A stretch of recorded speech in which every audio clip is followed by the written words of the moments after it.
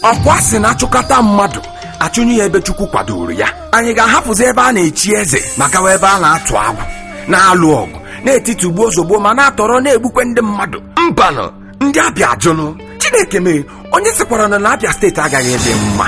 Onye gwakwara gị na ọsọsọ na Abịa steeti ka ụmụ akwụkwọ, okorobịa, agbọghọbịa na ndị ọrụ bekee n'ugwu Abịa niile na-ebe akwa ka ebe a na-eli ozu? Ụmụnne, ka anyị hichaa anya mmiri anyị na Chukwu anụla mkpu akwa Abịa steeti. Ọha obodo, bịanụ ka anyị jikọọ aka ọnụ wee kwado Ochendo n'afọ 2011.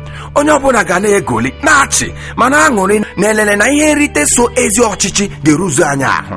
Ụlọ akwụkwọ, ezi ụzọ, ọkụ eletrik, ọrụ ga-agbakasa, ezi mmiri, mmepe ime obodo na ọtụtụ ihe elele na nrite so ezi ọchịchị.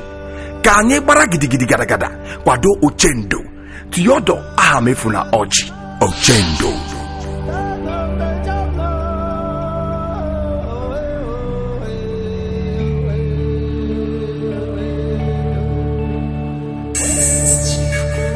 Ozi a si n'aka Market Youth Congress of Nigeria, Micon, eruteghị aka.